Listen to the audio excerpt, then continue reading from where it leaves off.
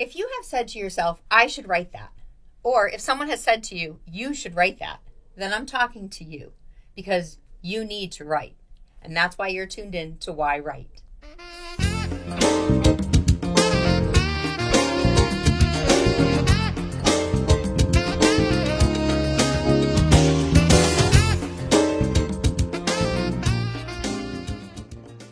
Hi, welcome to yWrite. I'm your host, Angela Grout. Thanks for tuning in to this episode where we're going to meet yet another writer to find out what they're writing, why they're writing, and how they wrote it.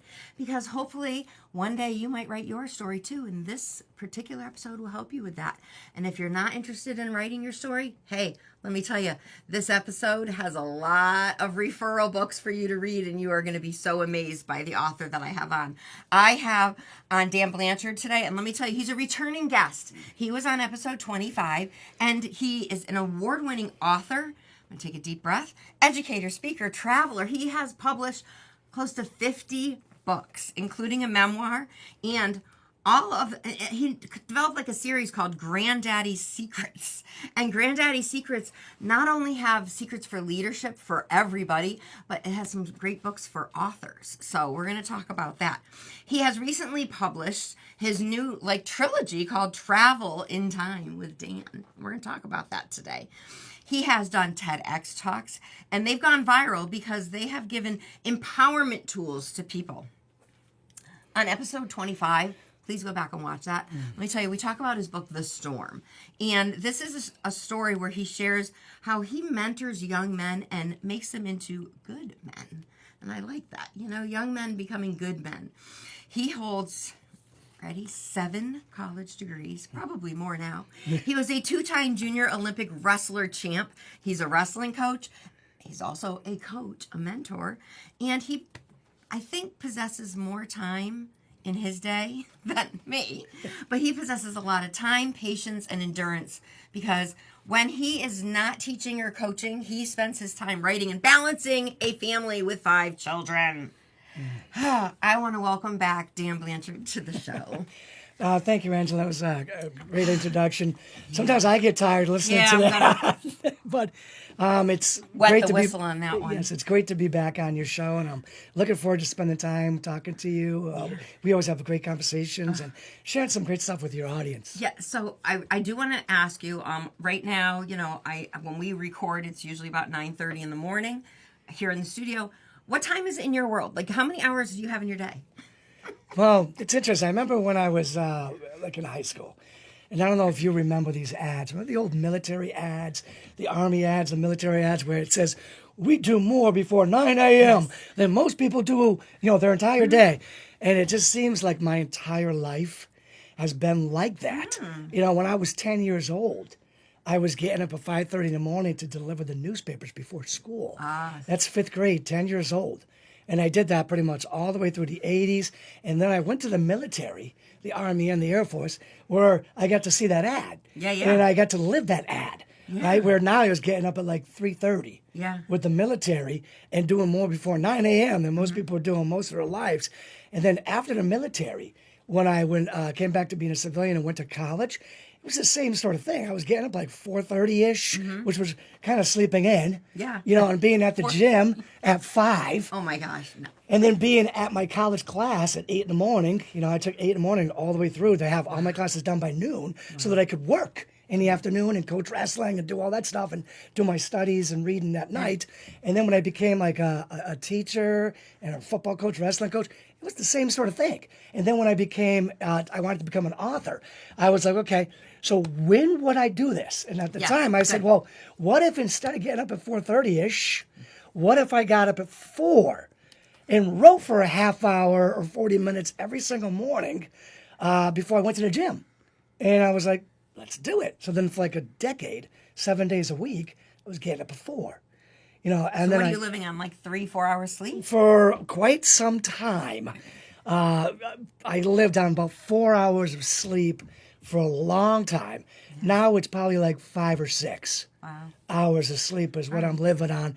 Which, if you go back to like the 80s and the Tony Robbins self-improvement, peak performance, and you go back and look at all those books on psychology of performance and psychology of achievement and all that stuff, back in those 80s and 90s, they were really preaching that you don't need as much sleep as they tell you. You can sleep plenty when you're dead.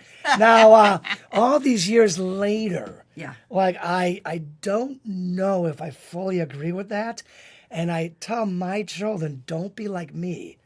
Get your sleep. We all say that. Get your sleep. Don't be like me and be sleep deprived for decades. Get your sleep. Yeah, because you know what I'm saying? Like the Energizer Bunny, and still 5 children. That's a lot to balance with their own activities and their sports. It is. So you can see why I need to squeeze things in, and sleep usually gets pushed out. Wow. Well, I'm sorry that sleep gets pushed out for you because it's one of my favorite hobbies, napping. But I'm appreciative because, you really do. I mean, close to 50 books now. Yeah. I mean, that's a lot. When did you start writing? When did you start publishing these books? How many years ago? I started in 2009 with my first book. Yeah. And I believe it was published in like 2010. So one of those dates is Yeah, the start that's what I'm date. saying. I mean, you're talking about 20 years, so you're doing, you're pumping out these books for sure. Yeah. And it was funny 'cause my first one probably took me to really get it the way I wanted it. Probably took me close to like 2 years to do something like that. And then after a while, I got it down to like 1 year. Yep. Then after a while, I got it down to 6 months. And now I found a method Okay. where Please I'm share your always working Yeah. on something. And it could be, let's say, like a blog. Yeah. Like I'm working on a blog, but I'm not just one and done with that blog. Yeah. That blog is sitting because I planned out to use it in the future. Yeah. Maybe not word for word, but I'm going to take the concept and some of that content and multi-purpose it. Yep. And I'm going to throw it into my book, one of my next books. Yep. So when people are like, how do you come up with content for your Right, you next have book? stuff, I already have it. I already have videos, YouTube videos. I already have blogs. I already have podcasts. I've got, like every single day, I'm creating some form of content. Yep. Maybe it's an article, newspaper article, magazine article, a blog. No, the blog. But even creating that content and then pushing it to publication, I mean, that's a whole nother road, so it's like you're kind of multitasking doing both because it's one thing when I tend to do the same thing because I'll be writing, and when I'm writing I'm handwriting, but then when I'm editing I'm typing the handwriting into the computer and I'm editing that, and then once you're doing the editing in the format, I still could be writing something else over here. Exactly. I call them my pots on the stove. Yes, exactly. Like this one's simmering, this one needs more ingredients, this one might be ready to serve. Yeah, and now here and over here you're working on the book cover. Yeah. For like a book you're trying to put out. So you have these multi-pots or these multi-balls you're juggling, but it's like a feeder system. Yeah. You're always working on, like, people are like, you ever hear people saying I'm reading more than one book at a time? Yeah. Some people go, how is that possible? I go, you'd be surprised. Yeah. When you read for many years and many books, all of a sudden you're reading, it becomes very easy to read multiple books. How do you watch more than one television show at a time? It's the same thing. People do it. And then same thing with writing. It's like you can write more than one book at a time. You're just in different stages of the book. And then one of the stages is creating content to be multi-purposed out through multiple platforms, social media stuff or whatever. Well, you do multiple platforms because, like you said, you're doing the blog, you do social media, you do I'm going to say annual, like weekly newsletters, like type emails the to newsletters. People. You're doing the books, and then you're doing talks. I mean, you were our keynote speaker at the very first yWrite conference. Yes. And and you can see yWrite, the energy, and the wisdom. So it's like you're right. I mean, you have to find a way to almost diversify yourself. Yes, and I think the better you diversify yourself, the more fun you're having, and the more angles of attack you have at content that might not have come out of a nice boxed in little path. Some people just think it's funny, like some people say, I write an outline. Other people go, no, Stephen King just writes. Yeah. You know what I'm saying? Yeah. And comes out of them, and who knows where your creative genius will bring you. Right. So when you're doing all these different things, it's like, I got a speech tomorrow. Yeah. Well, boom, right before you talk, you hit record on your phone. And not only does it record the audio, but it gives you a transcript. Yeah. From there, and then from the transcript, you could pick things out and develop this, develop that, and you got 10 more articles. Yeah. 10 more blogs. You got this, and then boom, that stuff you could pick. That's something. Boom, that stuff's in one of the 3 books you're working on. When are you like submitting to these newspapers, and how do you juggle that too? Are you doing that at the 3 and 4 in the morning? Yes. Okay. Yes. Well, up early for forever. Yeah. Write in something. It might be a blog, it might be a newspaper article, it might be a book I'm working on. Sometimes it's multiple things. Yeah. And then during your lunch break. Yeah. You know what I'm saying? Over the years, I've developed a technique over the years of you can eat a sandwich with one hand while you write Yeah. with the other hand during your break, your lunch break. And then when you finish the sandwich, you can grab an apple and eat an apple with one hand as you continue to write. And then you could drink a bottle of water as you continue to Well, I mean, so you and can write nowadays all with during all the like the texting and the quick ways of making contact with people. I mean, I reached out to you, I don't know, I want to say maybe 2 months ago and said, hey, I know you wrote more books. I need to talk to you again, And it's like, and we were able to plan, you to be able to come into the studio. So it's like, it's being able to, quick plan and do things like that. Yes, absolutely. When some people, what they do, I don't do this a lot, but occasionally I'll do this a little bit. But there are some people that do this next one a lot, and it works well for them. They could be like driving to work or out walking the dog. Yeah. And for many people, like that time's lost. Yeah. It doesn't have to be lost. I dictate. Yeah, exactly. Some people are dictating as they're driving to work, as they're walking the dog. They're dictating. Me, I'm listening to some sort of like audiobooks. So like I'm educating myself, because if you want to write a lot, you have to read a lot. Yeah, yeah. You know what I'm saying? Yeah. So that's not lost time. And then there's sometimes when I'll pull up at work, right? And I always try to get to work early. But there are sometimes when I pull up at work and I can be like, oh, you know what? Before I turn my car off, before I go into work and flip the page to the next chapter, right? I just listened to like a whole bunch of like audiobook stuff or podcast stuff or whatever, and it's got my brain moving, right? So then I'll pull out my phone and maybe dictate some notes for some direction I want to go, or I'll pull out my phone and hit record, and I'll do a quick little YouTube video that's just a couple minutes long, and boom, I got that YouTube video done, which can now be multi-purposed into other things along the way. And where'd that come from? Automobile University. Just listening to an audiobook or a podcast on the way to work, and then taking 3-4 minutes before I go into work to just pull out my phone and go, boom, boom, boom, boom, boom, boom, right? And it's just like, there's so many ways to crank out stuff.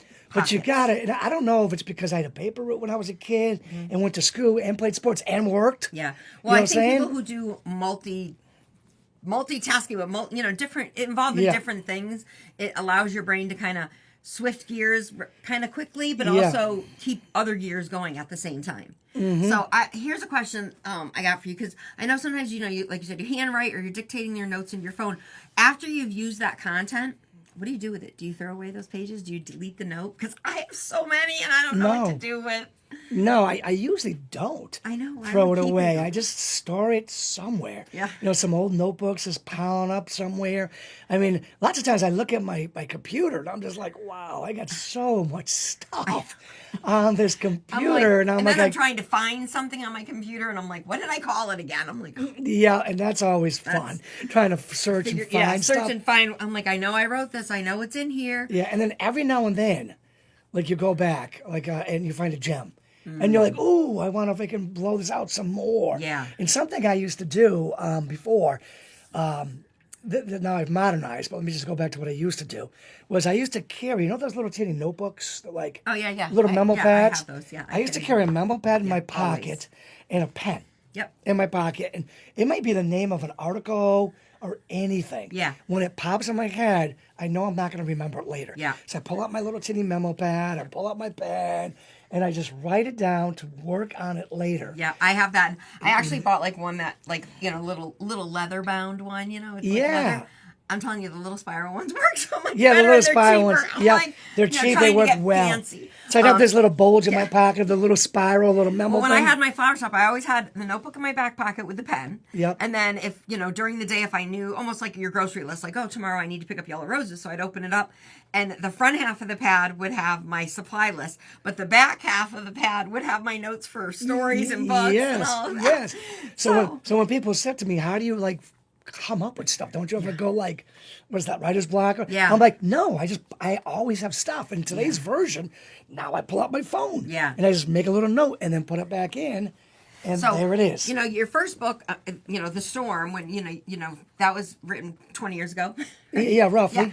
And, you're talking about, empowering young men. And, really, you're a special education teacher in Hartford, Connecticut. New Britain. New Britain. So, Yep. you got hardcore, I'm going to say hardcore kids. Yeah, They're coming from rough kids. families. Yeah. So it's like, you're taking these kids and kind of shaping them into being good, strong men, being responsible adults. Yes. And, writing The Storm, not only gives people a book to read on it, but then you give talks on it, you do the mentoring, the coaching, and things like that.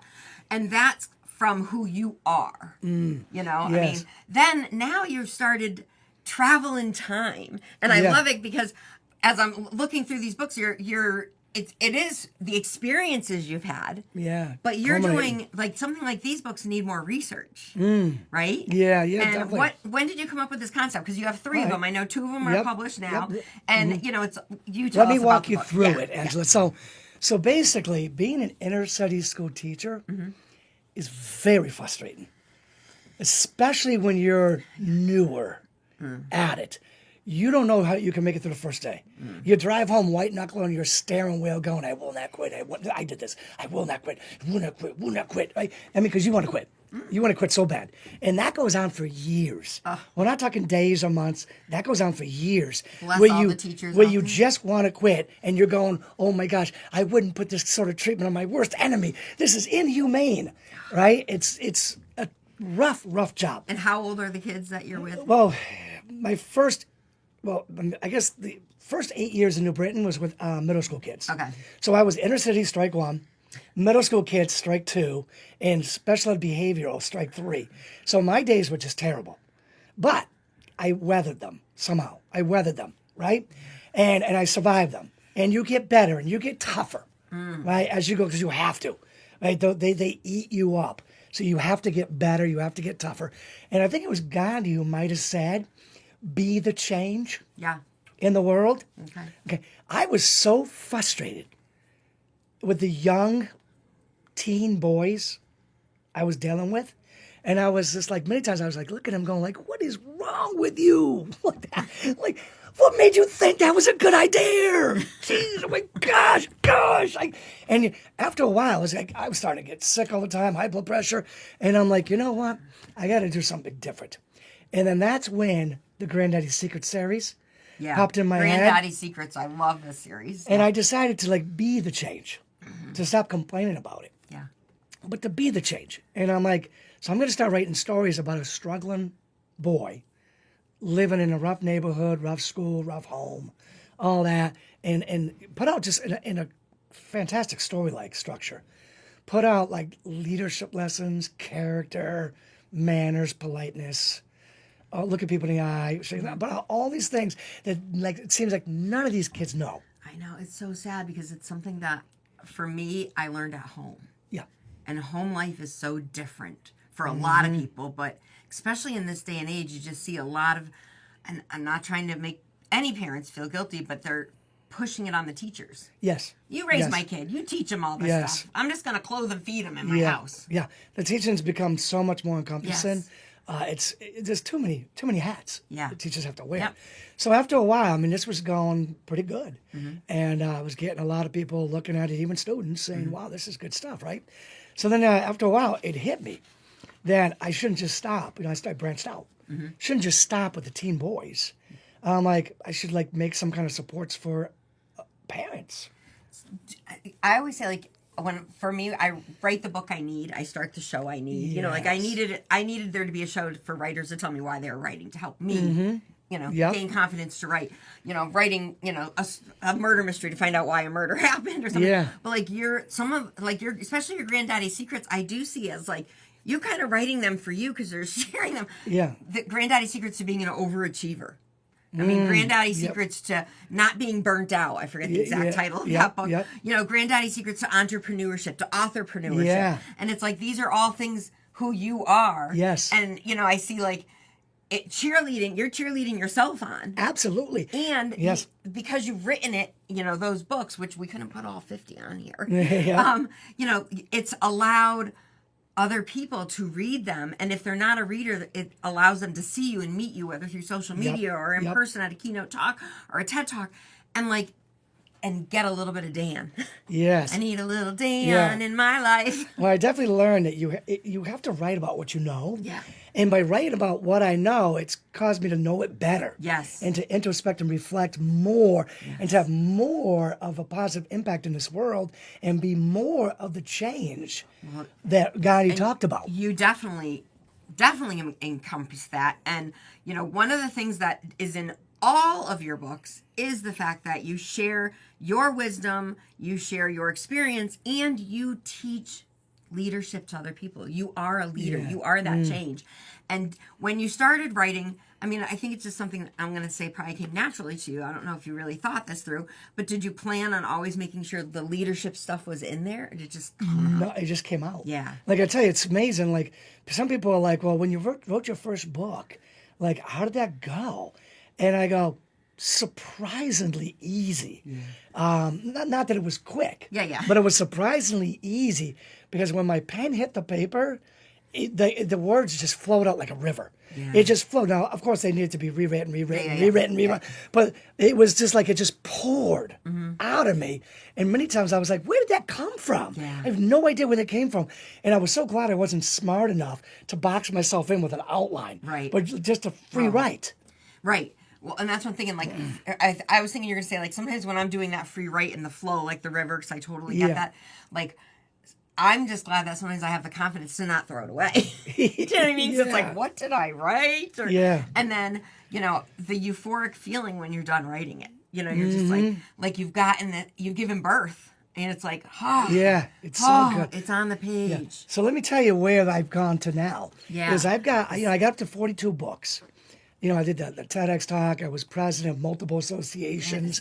And I was feeling like a little burnt out. Oh, and I was feeling because my nose was to the grindstone and I was always in the middle. I needed to rest a little bit, give myself a little space and reflect a little bit.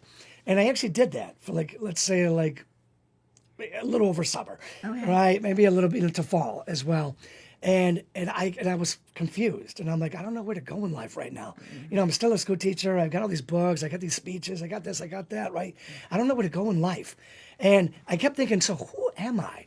Like, who am I? What am I? What do I do? What am I all about? And then it kept coming back. Obviously, the leadership. It's definitely part of it. I'm a special ed teacher. Yeah. I'm also a history teacher. And I really enjoy being a history teacher. And I find myself very lucky to be able to teach history outside the box to special ed students, troubled students, right? So then I'm like, I love to travel. I love seeing things. They don't have to be far away. It could be the next town over, right? I love seeing things, visiting things, doing things. So I was thinking, how do you combine that? And I'm like, I don't know how. I'm not sure how. But after months of just reflecting on this. I love that. Where I want to go, what I want to start working on, what would give me new vigor in life. Yeah. You know what I'm saying? What would be like a breath of fresh air? I came up with the whole travel in time with Dan concept, where I would mix travel with history and with leadership lessons. And I was like, that's perfect. That's who I am, who most other people aren't. Yeah. That's my unique thing, right? So I'm like, where do I go first? And I was just like, I don't even know. We'll just do the Northeast. We'll do our own town where exactly. we live. I started in Connecticut, and I live in Mansfield. Right down the road in Willimantic, the next town over, there's a really old jail-like looking structure that I've driven by for years and wondered what it is. So I'm like, I'll go there. I'll research it and figure out what that is, and I'll just do a video. Yeah. I crawl, walk, run. I'll just do a video, and like a 5-minute video of that Willimantic jail, historic jail in downtown Willimantic in the Memorial Park. Yeah. Right? And when I did the video, I went and I showed it to my students. And my students were like, oh my gosh, that is so cool. And it's right here. Yeah, they loved it. So then I was like, okay, I got to figure out what my next video is. But then something was kind of like gnawing at me. And it was just like, well, what could be after the video? I'm like, I got that content, and here it comes, falling back on my past habits without even realizing that my past habits are going to come in use for a new project. And my past habits were, well, how could I take this content and multi-purpose it into something else? And I'm like, a blog, of course. Yeah. Duh, I could do a blog, of course. So then I did a blog on it, where I expanded it a little bit in a few ways. I did a blog on it. And then I'm like, okay, so good. Now I'm going to have a video and a blog for each place I go, right? And then, so now I'm doing some more videos. And I'm thinking, all in Connecticut, right? Yeah, Close. Yeah. No. And I'm going, so what's new? What's next? I go, see, video, blog, podcast. So podcast came next. So are you doing a podcast? For all of them. Wow. All of them, I got didn't know you were doing a podcast. podcast. And then after a while, as I'm sitting there talking to my students about it, and I think one of them says, well, what about a digital magazine? Ooh. And I go, oh my gosh, what a great. So now they're all included in digital magazines. That's amazing. And then once I got the digital magazines, I was sitting there driving home one day thinking, and I go, since I have the digital magazine, and I know I've been trying to give myself some space to be a new to kind of be a new person, but to go in a new direction. But I go, since I have the digital magazine, it really wouldn't be that hard to blow the digital magazine out into like an ebook. And then once you get the ebook, then it's not hard to go paperback and audiobook. See, this is what I mean. Like, I want to, as much as I want to talk about what's in your book, people can go buy the book. Go buy. Yeah. But like, how it got done, like your energy, you're constantly looking for the next thing to do as you're doing it. And it's just like so inspiring. And I mean, it gets me excited because I'm just like, okay, what do you do when, you've written The Storm or Hitting the Mat or the GRANDDADDY series? Yeah. Like each individual book and each series of books you've written all have more than just what's between the covers. Yes, absolutely. And I think a lot of authors out there, who are like, oh, I'm not selling books. They're frustrated, like, I'm not selling books.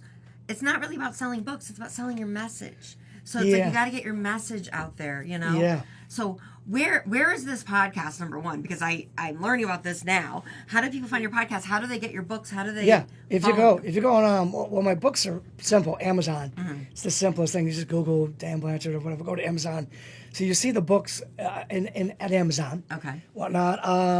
The blogs are on my website, Granddaddy's Secrets. Okay. It's on my website, and the podcasts are on Spotify.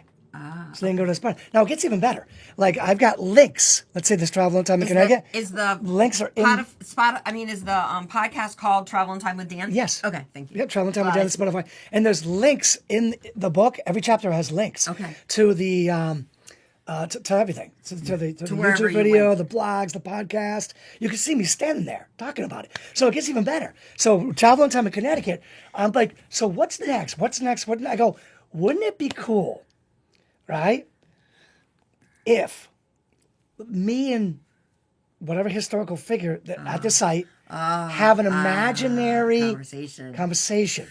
So Travel in Time in Connecticut has Travel in Time conversations with Connecticut's past when me and Mark Twain are going back and forth. Oh my gosh. At Nook Farm in Hartford. Me and Mark Twain are going back and forth. Oh my gosh. And I do it for every single chapter, coincides it with the exact chapter. Wherever you are, whatever location. Yeah, and we have that conversation. So now you got Travel in Time in Connecticut, and then you got the companion book, Travel in Time Conversations with Connecticut's Past. And the same with the Northeast. And now I've written a Travel in Time Connecticut Volume 2, and I've just finished the Conversations book. So here we are about a year later when I've started this project, and I've got about 60 videos and 6 books, and podcasts, blogs, digital magazines, all that in about 1 year. I almost feel like some of these should be incorporated into school systems. Absolutely. This is a way better way to learn history. Way better way to learn history. It's interactive. It's multimedia. It's a little bit of like the lesser known. It's storytelling of really interesting lesser known history. Like Connecticut used to have a parallel system to the white governors of black governors. For about 100 years where they co-ruled Connecticut. Almost nobody knows about it. And I'm standing in the ancient burial ground at Hartford, in the front of the tombstones, talking about the 100 years of black governors that Connecticut had that almost nobody knows. So they get the book, and then they can go to these vlogs and watch even, I mean, and I love it because it's not like a big, thick textbook, but it has infinite. It's quick, fun, oh my God, reading. And this has been so much fun. So this is your new passion, Travel in Time with Dan. You've done Connecticut, Northeast. Connecticut Volume 2. How far will we travel? Yeah, well, we're going to go all over. So here's the thing. This is the 250th birthday of the United States. Yeah. So as soon as I'm going to be working a lot on New England this week. Yeah. But then I'm going to go and I'm going to do Travel in Time in Boston, America 250. Travel in Time in Philadelphia, about the Constitution now. Okay. Travel 250. And then I've already got almost enough content for New York, Massachusetts, and I've got several other New England states I'm working on. And I'm going to eventually just be going all over. I've got enough material to last me 3-4 lifetimes. I was just going to say, you're going to have a Travel in Time series that's going to have like 100 books. Yeah, and maybe a TV show. All right. Well, I'm excited to see all that. I definitely am. Me too. Thank you so much for coming on the show today. Well, thank you, Angela. I'm a huge supporter. I want all of my audience members to go and check out his books on Amazon. I'm telling you, you are going to be educated, inspired, and entertained with what he's written. There's definitely one in these almost 50 books that you're going to like. So thank you so much to Studio 954 for letting me have the show I write. I love coming in here. I love talking to people like Dan and all of the authors that come in because, you know, we all have stories that we need to share, and there's people out there who need to hear them. So, you know, thank you. This is the time of the program. I'm giving you a little writing prompt. And, you know, today Dan talked about how he finds pockets of time to write. I mean, here's an easy writing prompt for you. Literally, when the show's over, I want you to think of 3 times in your day where you could find a 15 or half hour pocket to write. Maybe it is getting up at 4 a.m. or 5 a.m., maybe a little bit earlier. Maybe it's in car line. I don't know. You figure out where you have pockets of time to write, or maybe where you have pockets of time to read. All right. Thank you so much for tuning into yWrite. I'm your host, Angela Grout, and I'll see you next time.